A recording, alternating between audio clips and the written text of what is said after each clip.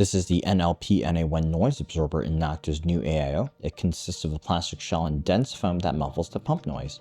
You can remove it if the height really becomes a problem. It gets down to 40 millimeters or so depending on the top cable. That foam is glued into the shell, so don't rip it out. But I'm not sure it makes any sense to run it like this. You don't get any of the acoustic optimizations, and quite frankly, it looks really odd. If you're having troublesome board temps, you can also run Noctua's NL-ACF1 fan, which attaches magnetically to the shell, but you won't get that sweet owl badge anymore.